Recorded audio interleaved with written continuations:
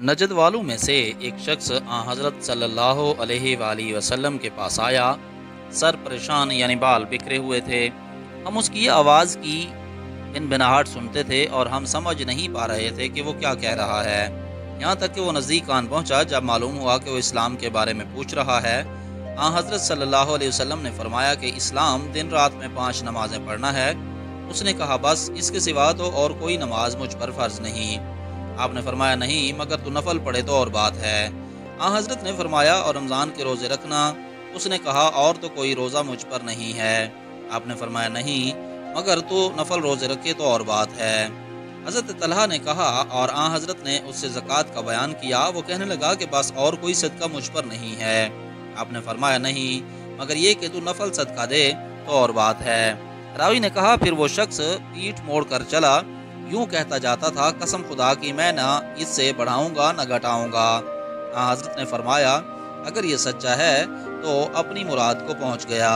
نبی کریم نے فرمایا جو کوئی ایمان رکھ کر اور ثواب کی نیت سے کسی مسلمان کے جنازے کے ساتھ جائے اور نماز اور دفن سے فراغت ہونے تک اس کے ساتھ رہے تو وہ 2 قرات ثواب لے کر لوٹے گا۔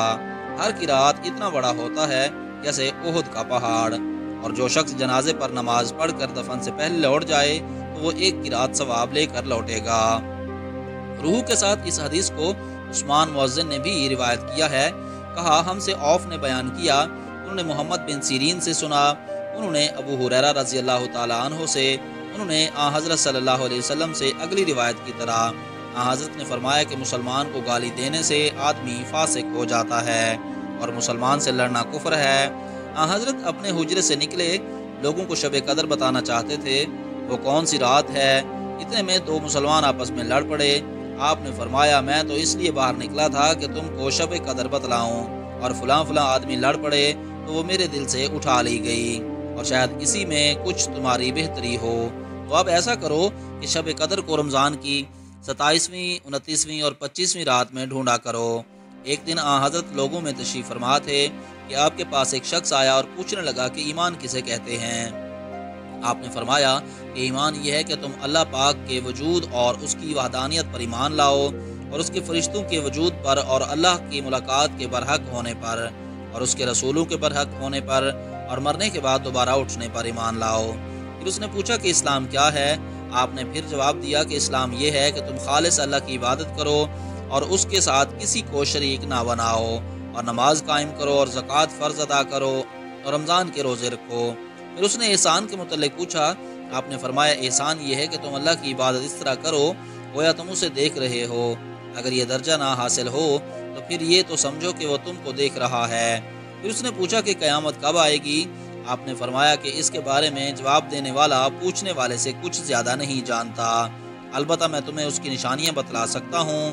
وہ یہ ہیں کہ جب لونڈی اپنے آقا کو جنے گی، اور جب سیاہ اونٹوں کے چرانے والے دیہاتی لوگ ترقی کرتے کرتے مکانات کی تعمیر میں ایک دوسرے سے بازی لے جانے کی کوشش کریں گے۔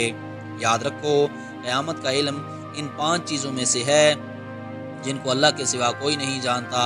پھر آپ نے یہ آیت پڑھی کہ اللہ ہی کو قیامت کا علم ہے کہ وہ کب ہوگی، آخر آیت تک۔ پھر وہ پوچھنے لگا والا پیٹھ پھیر کر جانے لگا۔ آپ نے فرمایا کہ اسے واپس بلا کر لاؤ۔ لوگ دوڑ پڑے مگر وہ کہیں نظر نہیں آیا۔ آپ نے فرمایا کہ وہ جبرائیل علیہ السلام تھے جو لوگوں کو ان کا دین سکھانے آئے تھے۔ امام ابو عبداللہ بخاری فرماتے ہیں کہ حضرت صلی اللہ علیہ وسلم نے ان تمام باتوں کو ایمان ہی قرار دیا ہے۔